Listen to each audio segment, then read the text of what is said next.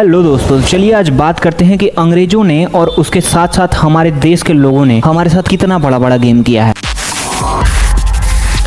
इतना कि उसके निशान आज भी हमारे पॉकेट पर दिख रहे हैं। पर ये सिर्फ एक तरफा लूट नहीं थी। आज तक की बात करें तो कैसे बाहर वालों ने लूटा और कैसे हमारे नेताओं ने, दोनों ने मिलकर इस सोने की चिड़िया को पूरा का पूरा खाली कर दिया। चलिए बात करते हैं। 47 में आजादी मिली और लोग सोचने लगे कि भारत देश अब फिर से सोने की चिड़िया बन जाएगा, लेकिन 1948 में ही पहला घोटाला हो गया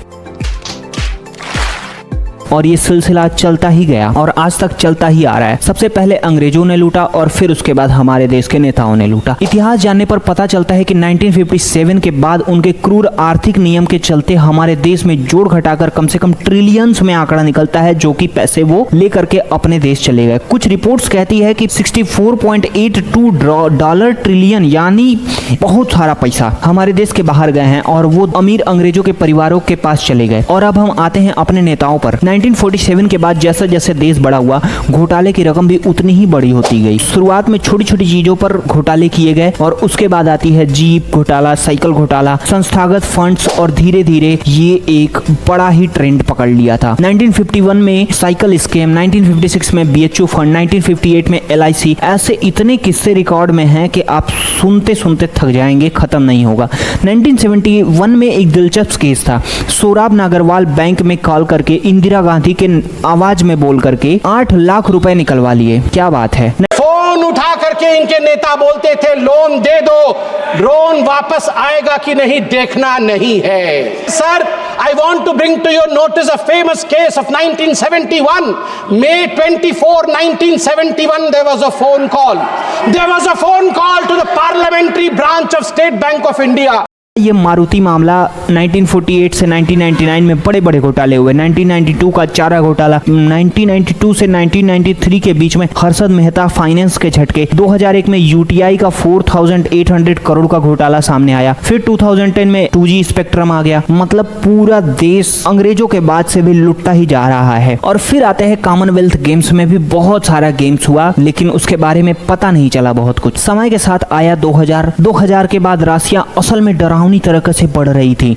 2015 तक तो रिकॉर्डेड स्कैम दर्ज हुए हमारे देश में। उसकी कुल वैल्यू $200 बिलियन के आसपास बैठती है। कुछ और रिसर्च कहती है कि ये 400 से 500 बिलियन तक जा सकती है। मतलब अंग्रेजों की लूट तो अलग थी, पर हमारे देश के अंदर अलग ही गेम चल रहा है। लोग लगे पड़े हैं, अमीर देश के नेता सारे, गरीब तो है ही, और ये पीस दो, इसे क्या फर्क पड़ता है। 2016 में विजय माल्या भाग गया, 2018 में मेहुल चौकसी भाग गया।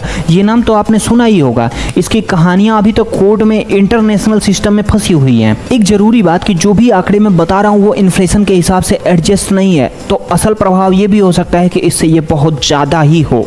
तो सवाल बनता है कि अंग्रेजों ने कितना लूटा और हमारे देश के नेताओं ने कितना लूटा। इस बात को तो 100% श्योरिटी से कोई बात नहीं कही जा सकती। देखने में आता है कि अंग्रेज तो बाहर कहते तो ठीक है, मतलब लूटते ही हैं बाहर के लोग, लेकिन अपने घर वाले तुम्हारे साथ क्या कर रहे हैं देखो। और ऐसे हजारों केस तो अभी दबे पड़े हैं जिनको जनता को, जिनके बारे में पता ही नहीं है। ये इतने केस थे जो कि सामने आए। और सोचो, एक चोरी होती है तो हजारों चोरियां छिपी होती हैं उसके पहले, तो एक चोरी पकड़ी जाती है। अभी कितने घोटाले होंगे जो कि दबे होंगे और हमें पता भी नहीं है। देखिए, एक बात तो साफ होती है कि ताकत और पैसा पारदर्शिता के बिना अगर बनी रहे तो वो रिश्तों को बहुत खराब कर देती है। अंग्रेजों ने सिस्टम का फायदा उठाया और हमारे देश के कुछ लोग भी उसका फायदा ही उठा रहे हैं। आज हमारी जिम्मेदारी बनती है कि हम जानकारी रखें कि हमारे देश के सिस्टम्स में क्या क्या हो रहा है, कौन कौन से लोग किस तरीके से हमारे देश की ऊर्जा, हमारे देश के कोयला, हमारे देश के पेट्रोल्स का यूज कर रहे हैं, ताकि हम अपने देश को सुरक्षित रख सकें। हमारे मोदी जी तो कॉन्फ्रेंस भी नहीं करने आते ताकि सामने वाले मीडियाज को या फिर जनता को बता सके कि क्या हो रहा है, क्या घट रहा है, क्या बढ़ रहा है। वो किसी क्वेश्चंस का आंसर नहीं देते, वो अपनी मीडियाज को लेकर के आते हैं जो कि उनसे वो क्वेश्चन ही नहीं पूछती जो कि पूछनी चाहिए। बट ठीक है, चल रहा है। अब बात आती है कि अगर हमारे इस वीडियो पर 100+ कमेंट्स आए तो मैं जिन घोटालों के बारे में बताया उन सब के बारे में एक स्पेसिफिक वीडियो बनाऊंगा जिसमें डिटेल्स वीडियो होगी। एकदम परफेक्ट तरीके से मैं उसको बताऊंगा कि कैसे कैसे क्या हुआ। ये तो मैंने ब्रीफ में तुमको बता दिया कि देख लो इतना है। ब्रीफ में मैंने निकाला तो इतना बड़ा चिट्ठा निकल के आया। मैं एक एक बात बताऊंगा, लेकिन इस वीडियो पर 100+ कमेंट आने चाहिए। और लाइक करिए, शेयर करिए और इस चैनल को सब्सक्राइब कर लीजिए।